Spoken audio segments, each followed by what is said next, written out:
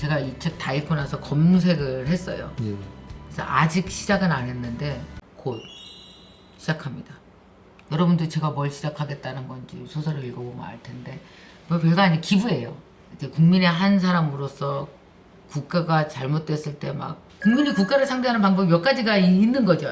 아예 맘대로 이렇게 포기해버리고 아예 등을 돌려버리거나 신경도 안 쓰는 거죠. 질책만 하는 거죠. 자기는 아무것도 안 안 하면서. 하면서. 어떤 사람은 적극적으로 내가 할 수 있는 참여의 최선의 방법을 찾아서 그렇죠. 하고 예. 아니면 이 국가의 시스템을 작당해서 이용해 먹거나 뭐 참 국가와 관계를 맺는 방법도 다양한 것 같아요. 사람들이 그죠? 근데 지금 제가 안타까운 것은 우리 민족의 자질이 굉장히 우수합니다. 네. 그 우수하다는 건 지금 다 우리 현실 속에 입증되고 있지 않습니까? 그쵸. 손흥민을 비롯한 방탄소년단 여러 분야에서 세계성을 갖추고 활동하는 사람이 많은데 그건 우리 민족의 자질이거든요. 네. 아시아권 중에서도 한국 사람만 유별나게 도출돼 나오거든요. 그러면서도 불구하고 정치 권력을 가진 자들과 언론 같은 재벌들이 잘못해서 이 나라를 이렇게 네. 역피라밋 삼각형이 반대로 계속 곧 무너질 도산의 위기에 와 있는 유엔의 경고를 받을 정도의 사회가 된 것은 네. 더 이상 용납할 수 없다. 그 방법의 해결을 이번에 천년의 질문에서 하셨어요. 찾아내려고 하고 네. 국민들에게 우리 함께 힘을 합해서 바꿔야 되지 않겠나. 바꿀 수 있다. 그 모델이 바로 선진국 유럽, 서유럽 국가들이 있지 않는가. 네. 그 실증까지 다 보여준 것도. 그것도 다 취재를 하시고 그렇습니다. 이게 전부 다. 소설은 세 시점에서 이야기할 수 있는 거죠. 네. 넘나들면서 있었던 일, 과거, 있는 일, 현재, 있을 수 있는 일, 미래가 함께 움직이는 소설이 엮어지는 거잖아요.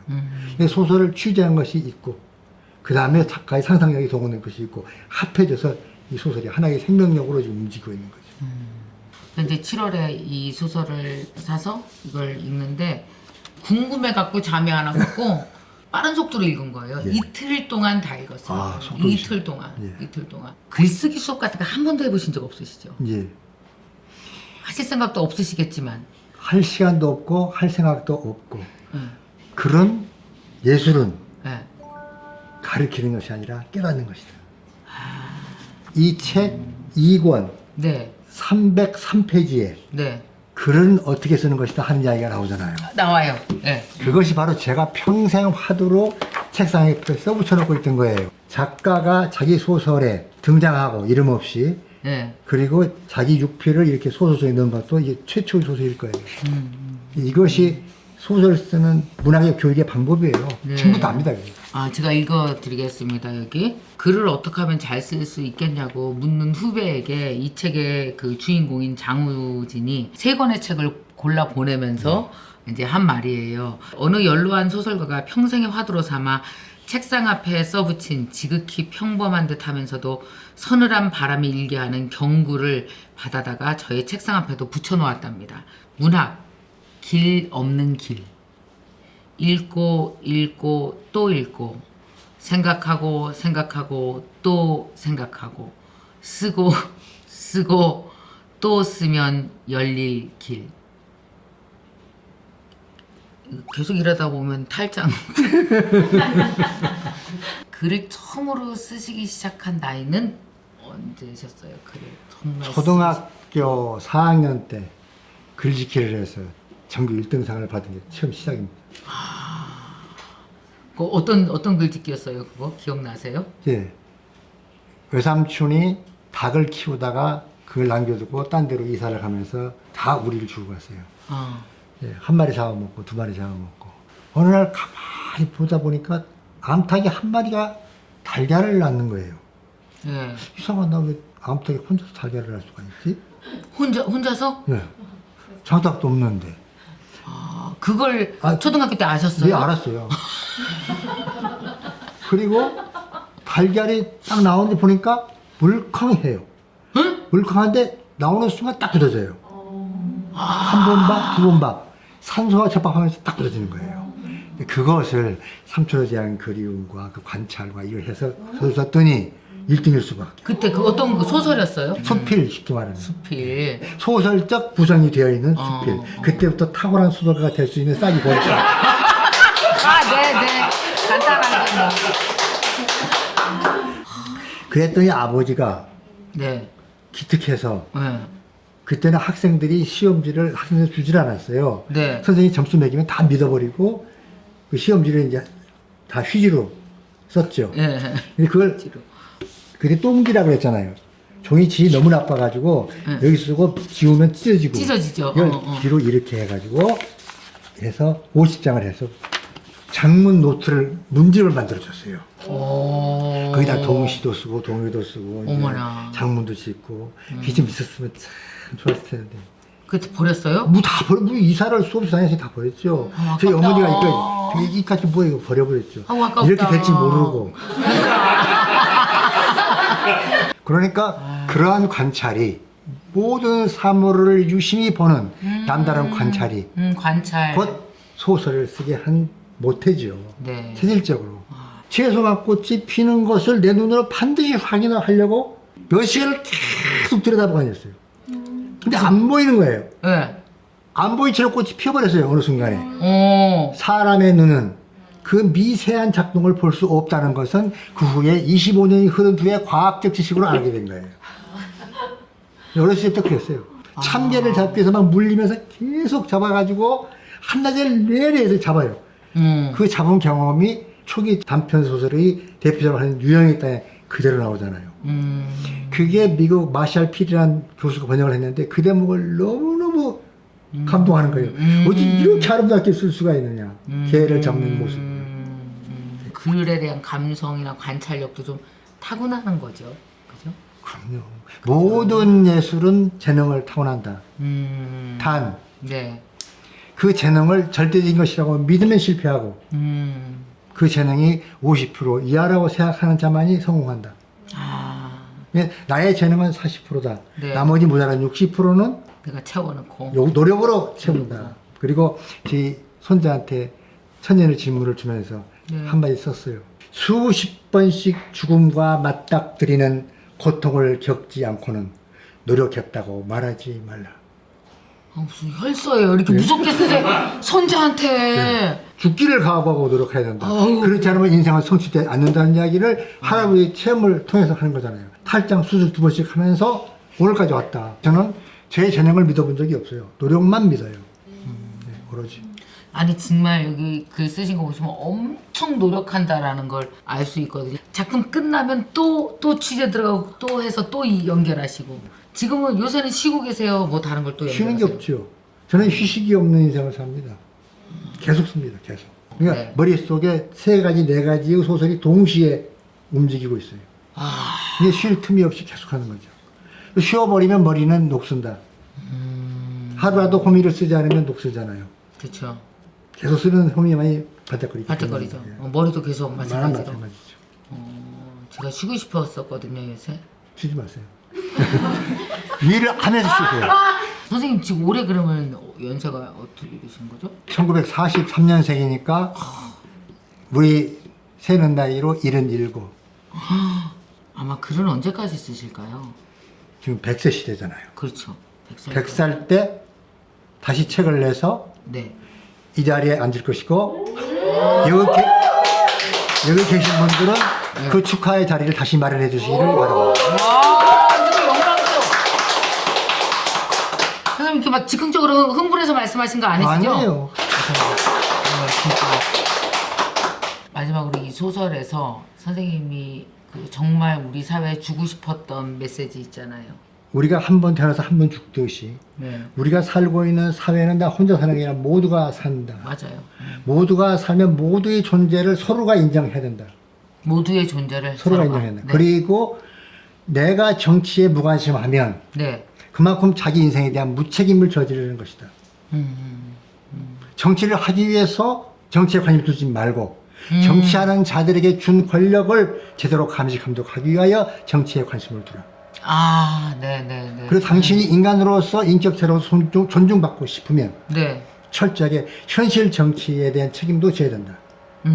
그러므로 가장 우리가 빠르게 효과 있게 할 수 있는 것은 소설에서 제시하고 있는 그러한 시민단체를 만들 때 한 달에 단돈 1,000원씩이라도 계속 내서 네. 그들이 움직이게 하고 그들이 움직이게 해서도 안 될 때는 네. 우리가 촛불 집회에 1,700만이 모였을 때처럼 네.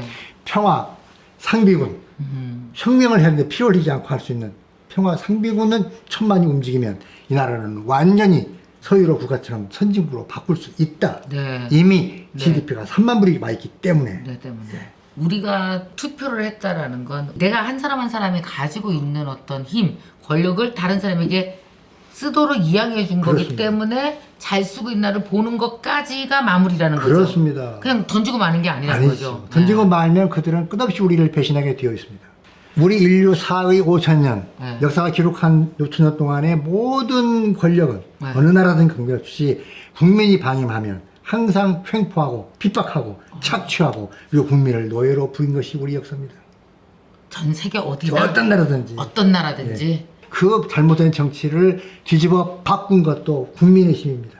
그렇죠. 전부 저항하고 싸워서 피 흘려서 만들어낸 것이 오늘의 민주주의입니다. 네. 그러므로 이 민주주의를 지키려면 끝없는 감시 감독을 해야 하고 국민은 권력의 창출자이면서 권력의 회수의 권한까지도 발휘하지 않으면 안 된다.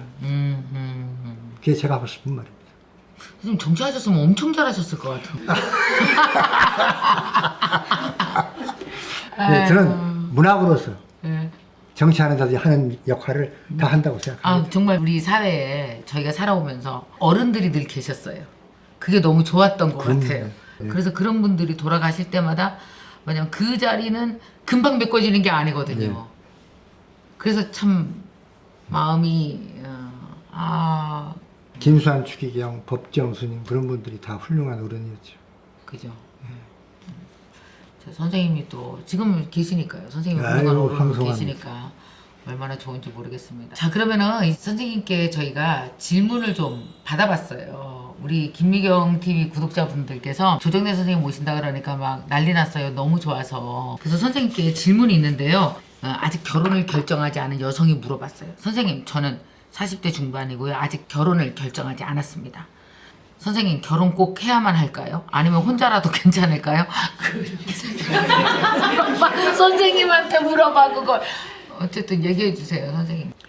인생은 기회이고 선택이죠. 기회가 오고 그 기회가 올 때 제대로 판단해서 잘 선택해야 합니다. 그 중에 중요한 게 결혼이죠. 부처님께서 말씀하셨습니다. 남자는 여자에게 향기롭고 여자는 남자에게 향기로운 존재다. 예수께서 말씀하셨습니다. 번성하라. 네.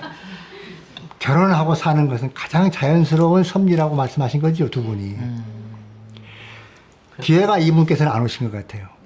그러므로 선택도 할 수 없었겠지요. 우리가 뭐라고 결정하지 맙시다. 인생은 흘러가는 물줄기를 따라서 떠나가는 하나의 배입니다. 그 실려가면서 끝없이 오는 기회를 포착하려고 노력하고 그리고 그 기회가 안 오면 운명이다 하고 받아들이는 것이 마지막 결론입니다. 그런데 이성에 대한 사랑이라고 하는 것은 한눈에 반했다는 말을 흔히 합니다. 네. 그것은 과학적으로 분석한 바에 의하면 시간이 0.2초랍니다. 그러므로 한눈에 반했다고 된 거죠. 이분에게 언젠가 한눈에 반하는 시기가 올 겁니다. 눈을 크게 뜨고 보시고 그게 50이라도 좋고 60이라도 좋고 단 하루를 살다 가더라도 완전히 반한 정신이 홀딱 엎어져 버리는 것 같은 새로움을 느끼는 상대가 있으면 그때 비로소 사랑하십시오. 결혼이라는 구속을 하지 않아도 상관없습니다. 선택입니다. 그냥 주례사로 대신하겠습니다.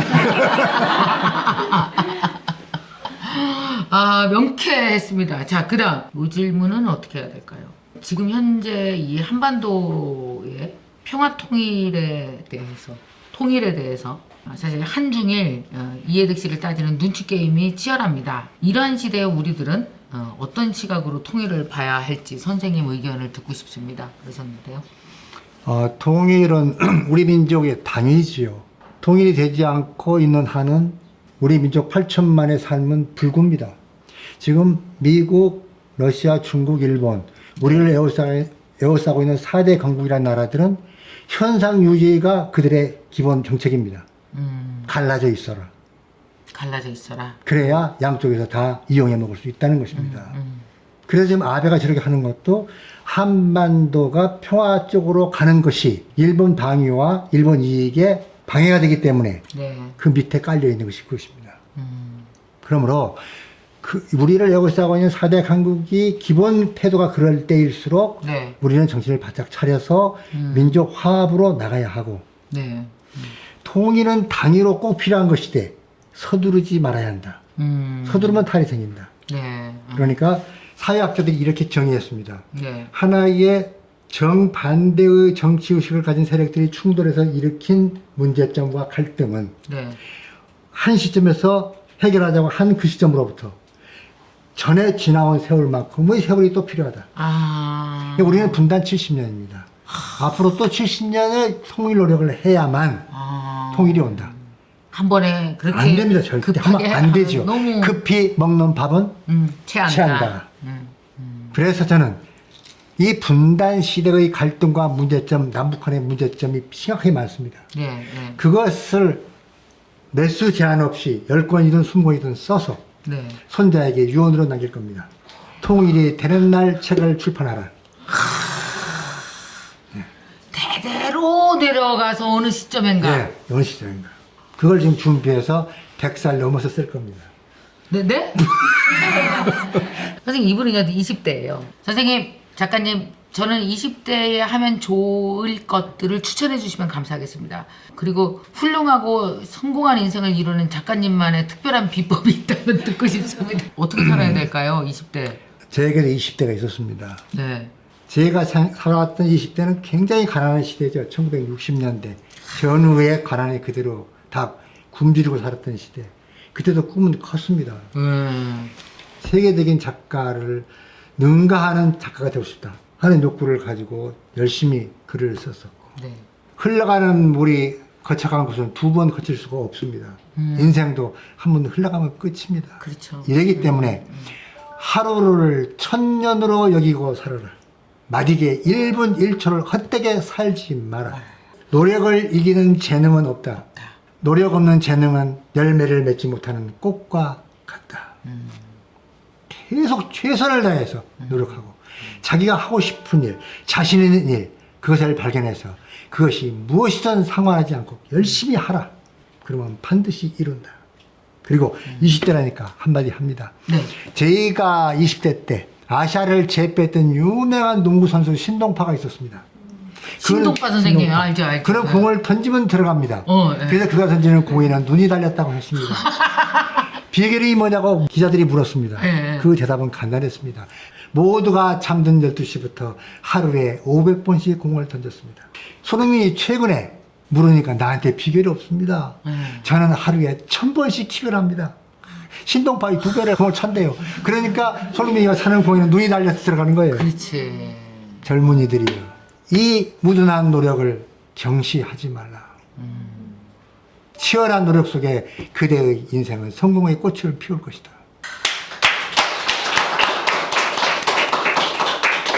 선생님, 저희가 천년의 질문 책을 이번에 출판하심을 계기로 해서 만나뵀는데 사실은 너무나 행복하고 또 벅차고 가끔은 이렇게 약간 찔리는 듯하는 것까지 포함해서 정말 저에게 너무 필요한 3종, 4종 세트를 동시에 받은 것 같은 느낌입니다. 오늘 선생님 너무 감사드리고요. 또 저희가 마련한 이 뒤 선물을 선생님이 마음에 들어 하셨다니까 네. 너무 좋고. 몇 살에 오신다고 선생님이? 100살. 100살. 100살. 2042년 이 자리에서 다시 뵙기를. 여기다 이제 선생님이 한마디 써서 조정해 주세요. 노출을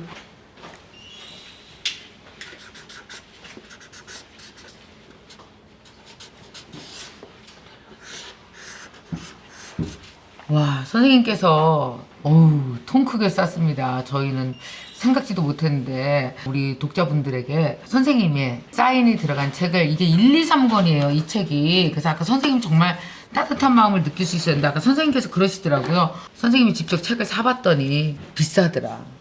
이게 3권이면 45,000원 가까이 되는데 직장 생활해서 비정규직에 막 80, 100만 원 받는 사람 얼마나 힘들겠냐 이 말씀 하시더라고요. 그 말씀 듣는 것만으로 너무 위로가 되고 좋았는데요. 독자분들에게 이 책을 좀 나눠주고 싶은데 그랬더니 또 선생님이 그 출판사한테 주라고 이렇게 해갖고 한 권이 아니고 이 3권 세트 3권 세트를 10분에게 드리기로 했습니다. 1, 2, 3권 세 권 세트를 10분에게 드릴 텐데요. 그래서 선생님이 요 1권에다가만, 선생님도 힘드신데 요 1권 앞에다가만 선생님의 친필 사인을 해줄 겁니다. 자, 그러면은 댓글 이벤트를 해야 되겠지요? 댓글 이벤트. 자, 선녀의 질문을 읽고 싶은 이유를 댓글로 쭉 써주십시오. 그러면은 총 10분을 뽑아서 한 권도 아니고 이 3권 세트로 여러분 10분에게 뽑아서 보내드리도록 하겠습니다. 여러분 많이 참여해 주시기 바랍니다. 네, 고맙습니다, 선생님. 감사합니다. 감사합니다, 선생님.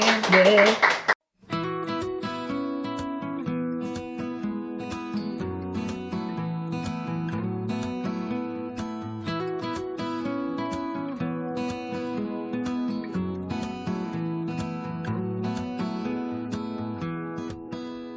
제가 제일 이 책을 반드시 소개해주고 싶었던 거는 뭐냐면 그 정윤 씨 되게 얌전하고 그래 보이잖아요. 근데 사람이 되게 단단한 게 있다는 게 어디서 느껴졌냐면 그 나이도 되게 젊은 사람이 이런 얘기를 한 거예요. 책 속에서 사실 직장 생활은 나한테 다 도제의 과정이었다.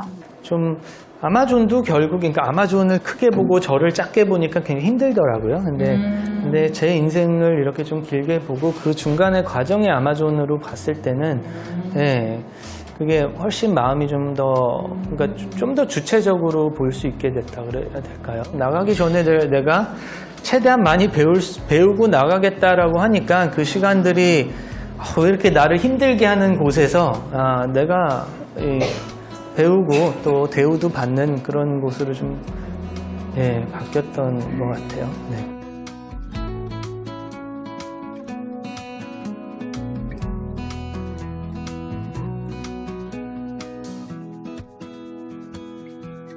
정말 그 안에 자신만의 철학이 있으시구나. 그런 내면의 힘을 가지려면 이 박정준 작가님도 많은 책을 읽으셨겠구나 하는 생각이 들어서 나도 더 많이 책을 읽고 또 나만의 철학을 갖고 나의 길을 걸어야 되겠다 그런 생각이 들었습니다. 또 오늘 책에서만 만나뵀던 박정준 작가님 그리고 우리 김미경 우리 선생님도 이렇게 마주할 수 있어서 너무너무 감사한 시간이었습니다. 작가님을 만나고 이렇게 어떠한 생각으로 이런 책을 쓰게 됐는지에 대한 그 얘기를 들으니까 좀 더 많이 와닿았고요. 책을 읽으면서 궁금했었던 내용들을 직접 이제 물어볼 수 있는 기회가 있어서 좋았던 것 같아요.